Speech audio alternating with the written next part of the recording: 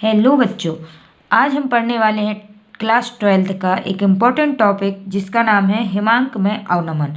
हिमांक में अवनमन के पहले हमें ये पता होना चाहिए कि हिमांक क्या होता है। हिमांक होता है किसी पदार्थ का हिमांक वह ताप होता है जिस पर पदार्थ की ठोस तथा द्रव प्रावस्थाओं के जो दाब होते हैं वो एक समान हो जाते हैं। इसका मतलब ये है कि कोई भी द्रव जो है वो ठोस में बदलने लगता है, वह क्या होता है, हिमांक होता है। तो हिमांक में अवनमन पढ़ना है। देखिए, जैसे कि हमारे पास एक शुद्ध विलायक का कंटेनर है जिसमें शुद्ध विलायक है, इसके लिए फ्रीजिंग पॉइंट तक लाने की मतलब हमें यहाँ पे तापमान को क्या करना है, कम करना है। इतना कम करना है तापमान कि हमारा शुद्ध विलायक कहाँ आ जाए, फ्रीजिंग पॉइंट तक आ जाए। ठीक है, तो उसके लिए हमें सपोज कि T0F तापमान लग रहा है, कम करना पड़ रहा है। और उसमें जैसे ही हम क्या मिला देते हैं, अवाष्पशील विलेय मिला देते हैं। और जैसे ही हम क्या मिलाते हैं, शुद्ध विलायक में अवाष्पशील विलेय मिलाते हैं तो हमारे वाष्प दाब में क्या हो जाती है, कमी आ जाती है। वाष्प दाब में कमी आएगी तो देखिए यहाँ पे हमारा वाष्प दाब पहले ज़्यादा था, उसमें हमें फ्रीजिंग पॉइंट तक लाने में ज़्यादा मेहनत करनी पड़ रही थी। और जैसे ही हमारा वाष्प दाब क्या हो गया, नीचे आया, तो हमें उसमें सपोज कि TF फ्रीजिंग पॉइंट तक लाने में क्या है, TF है उसका तापमान।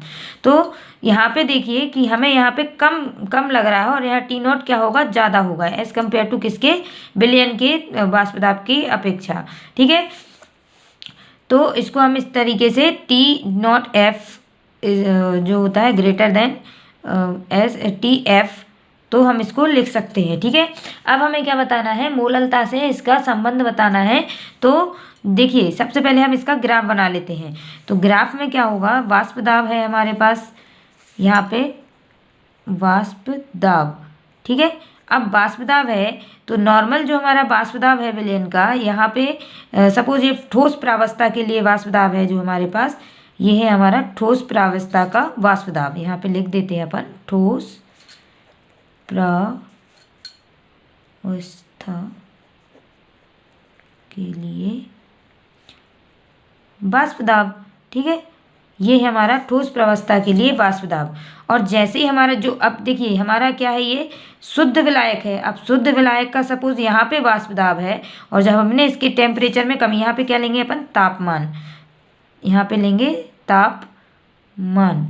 देखिए यहाँ समझ में नहीं आया हो तो यहाँ अच्छे से समझ में आ जाएगी कि हमने ग्राफ किसके और किसके बीच में बना रहे हैं, वाष्प दाब और तापमान। अब हमारे ये वाष्प दाब है किसके लिए, ठोस प्रावस्था के लिए वाष्प दाब। हमें क्या है कि फ्रीजिंग पॉइंट मतलब किसी भी विलायक को फ्रीजिंग पॉइंट के लाने के लिए हमें इसके इक्वल लाना है। तो जैसे कि यहाँ पे हमारा शुद्ध विलायक और शुद्ध विलायक का वाष्प दाब इतना है, और जैसे जैसे हम क्या करेंगे, तापमान कम करेंगे तो एक कहीं ना कहीं तो पॉइंट ऐसा आएगा कि वो इस प्रावस्था पर आ जाएगा। सपोज कि यहाँ पे इसका पॉइंट आया। ठीक है, अब देखिए जैसे ही हमने क्या किया, इस शुद्ध विलायक में क्या मिलाया, अवाष्पशील विलेय मिलाया, तब उसके वाष्प दाब में क्या आई, कमी आई। अब वाष्प दाब में कमी आएगी तो हम उसको यहाँ पे शो करते हैं कि ये वाष्प दाब में कमी आ गई।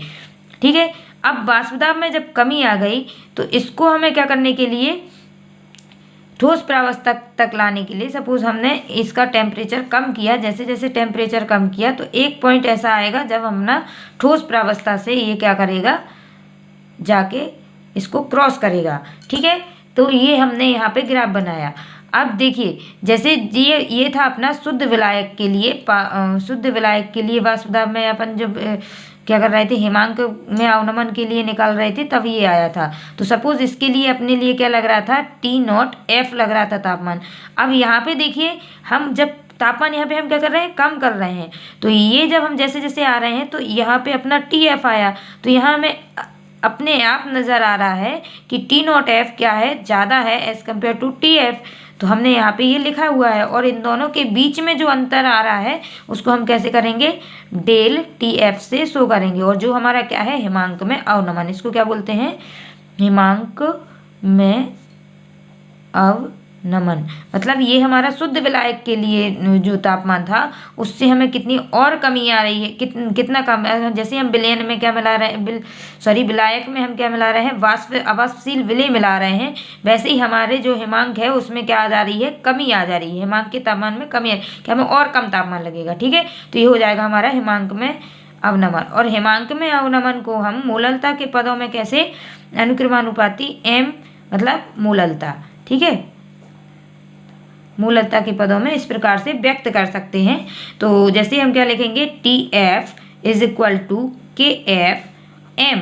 अब मूलतः के लिए हमें फॉर्मूला पता ही है कि विलेय का द्रव्यमान मल्टीप्लाई 1000 अपॉन में विलेय का अणुभार मल्टीप्लाई विलायक का भार। ठीक है, विलेय का भार, विलेय का अणुभार और विलायक का भार। और ये है अपने किसके लिए, हिमांक में अवनमन के लिए फॉर्मूला, जिसे हमें याद करना है। ठीक है, और ये पूरा हमारा हिमांक में अवनमन यहाँ पे कंप्लीट हो जाता है। अब हम यहाँ पे ये भी देख लेते हैं। देखिए, डेल TF को हम क्या बोलते हैं, हिमांक में अवनमन। अब जैसे क्या लिखा है यहाँ पे KF, तो KF को हम क्या बोलते हैं, हिमांक में अवनमन के लिए क्या है, ये स्थिरांक है। हिमांक लिख देते हैं यहाँ पे, हिमांक में अवनमन स्थिरांक। ठीक है, और बाकी आपको पता ही है कि M फॉर मूललता है और W स्मॉल w फॉर अपना क्या होता है, विलेय का भार, और M इज इक्वल टू अपना क्या होता है, विलेय का अणुभार। और यहाँ पे 1000 तो पता ही है कि अगर ग्राम में अपना विलायक का द्रव्यमान दिया है तो अपना 1000 आएगा, और अगर लीटर में उसमें किलोग्राम में दिया है तो यहाँ पे 1000 नहीं आएगा। ठीक है, तो ये अपना मूललता के लिए, मूललता के पदों में हिमांक में अवनमन हम ऐसे इस प्रकार से शो कर सकते हैं। तो इसको अच्छे से देखिए, और ग्राफ भी बनाना है हमें इसमें। ये है हमारा हिमांक में अवनमन। ठीक है, देखिए, हिमांक में अवनमन के बाद अब हमारा नेक्स्ट टॉपिक है वाष्प दाब में अवनमन।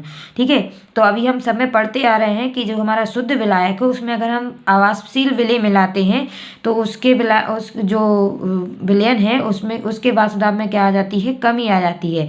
ठीक है, तो जैसे सपोज कि हमारे पास दो शुद्ध विलायक थे, एक शुद्ध विलायक है और दूसरा अपना ठोस है, तो दोनों के अलग अपने अपने वाष्प दाब होंगे। और जैसे ही कि हमारे पास जैसे शुद्ध विलायक है उसके लिए अपना वाष्प दाब क्या था, P02। ठीक है, मतलब ये अपना सेकेंड मान के चलो और इसको फर्स्ट मान के चलो। ठीक है, इसको मान के चलो फर्स्ट, विलय को मान के चलो फर्स्ट, और विलायक को मान के चलो सेकेंड। ठीक है, और इसका P01 हो जाएगा। ठीक है, अब देखिए, जब हम इसमें विलायक में अवाष्पशील विलेय मिला देते हैं तो यहाँ पे अपना क्या बन गया, विलयन बन गया। और जैसे ही विलयन बनेगा तो इसका वो वाष्प दाब होगा वो किसके बराबर होगा, इन दोनों के वाष्प दाब के प्लस के बराबर होगा। ठीक है, तो P02 प्लस P01 0 हो जाएगा अपना। लेकिन इसके वाष्प दाब में क्या आ जाएगी, कमी, किसके, शुद्ध विलायक के वाष्प दाब में। जैसे ही हम इसमें क्या मिलाएंगे, अवाष्पशील विलेय मिलाएंगे, क्योंकि ये देखिए ये तो वाष्पित हो नहीं रहा है, और ये किसके वाष्प दाब में कमी कर देगा, जो हमारा शुद्ध विलायक था जिसका वाष्प दाब था वो उसके वाष्प दाब में क्या कर देगा, कमी कर देगा। ठीक है, तो देखिए P टोटल जो होगा वो अपना किससे कम होगा, वाष्प दाब P टोटल जो अपना P टोटल हमने यहाँ जो T से शो कर रहे हैं वो जो P टोटल विलयन को वाष्प दाब को शो कर रहे हैं, तो वो किससे कम होगा, हमारा जो शुद्ध विलायक का वाष्प दाब है उससे क्या होगा, कम होगा। ठीक है, तो हम यहाँ पे देख सकते हैं कि P total is equal to P1 plus P2 आएगा, क्योंकि ये देखिए हमने विलेय और विलायक दोनों मिलाए हैं तो P1 प्लस P2 आएगा। अब P2 के लिए हम P02 और X2 मतलब जितने भी इसमें हमारे मोल हैं विलायक के उसके द्वारा शो कर सकते हैं। ठीक है, और वाष्प दाब में कमी को हम डेल P से प्रदर्शित करते हैं, इसलिए del P is equal to अपना क्या हो जाएगा, P0 माइनस P0 X2। ठीक है, तो यहाँ पे अपना जो P02 जो है उसको अपन क्या कर लेंगे, बाहर ले लेंगे, तो यहाँ पे आ जाएगा 1 माइनस X2। और हम ये जानते हैं कि हमारे जितने भी मूल अंश होते हैं किसी एक विलयन में, उनके प्लस मतलब उनका जो जोड़ होता है, उनका जो योग होता है वो किसके बराबर होता है, 1 के बराबर होता है। ठीक है, तो यहाँ पे जैसे हमें किसके लिए निकालना है, x1 इज इक्वल टू हम क्या लिख सकते हैं, 1 माइनस X2 लिख सकते हैं। ठीक है, तो यहाँ पे देखिए हमें यहाँ पे दिख रहा है 1 माइनस X2, तो यहाँ पे हम इसकी जगह पे क्या लिख सकते हैं, x1 लिख सकते हैं।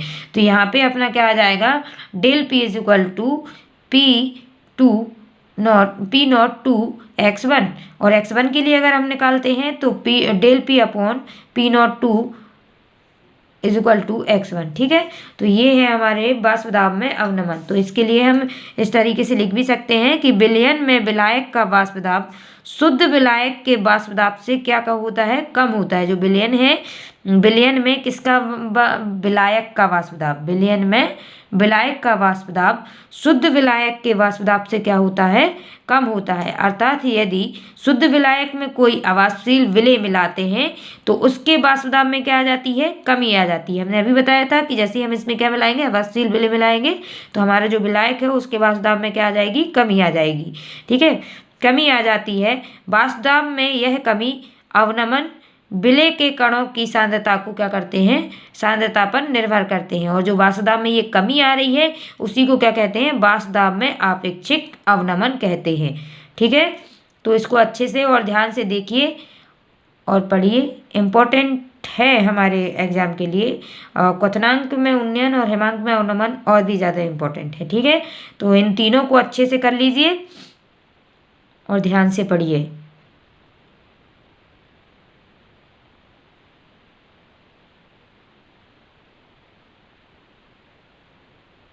ओके।